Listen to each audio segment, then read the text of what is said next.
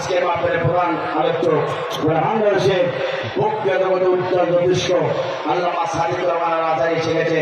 আপনারা খুশি না বেজা? খুশি না বেজা?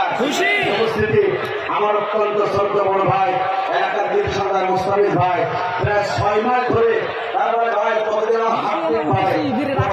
হার্টবিট বেড়ে যায় যে কখন মাহফিলটা সাকসেসফুল হবে, প্রধান বক্তা আসবে। উপস্থিতি আমি ডেটটা নিয়েছিলাম সাদিকুর রহমান আজহারীর কাছ থেকে, সুতরাং সেই ডেট মোতাবেক 25 তারিখে আল্লামা সাদিকুর রহমান আজহারী এসেছেন। এটা আপনারা খুশি না বেজা?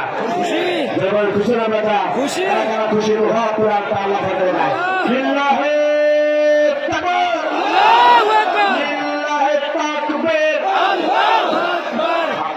সুতরাং ইনশাআল্লাহ আগামী তো এই এলাকায় আমরা ইনশাআল্লাহ আসবো।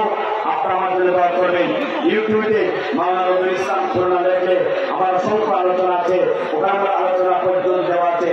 উপস্থিতি এই যে আজকে যে বিষয়ের উপর কথা বলছি যে কোন কোন ব্যক্তি মৃত্যুর পরে জাহান্নামে যাবে, যাদের জীবন ব্যবস্থায় কোরআন থাকবে না, নামাজ হজ জাকাত করার পরেও আল্লাহ কোরআন বলে তারা মৃত্যুর পরে জাহান্নামে যাবে।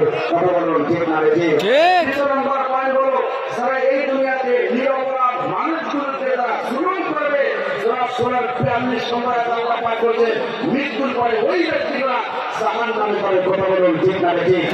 নম্বর পয়েন্ট হলো তারা এই দুনিয়াতে মুমিন পুরুষ মুমিন নারী এদেরকে তারা দুনিয়াতে আপনার নির্যাতন করবে, স্ত্রী গোলাম চালাবে, আল্লাহ কোরআন বলে মৃত্যুর পরে ওই ব্যক্তিরা জাহান্নামে যাবে। কথা বলুন ঠিক না রে? ঠিক।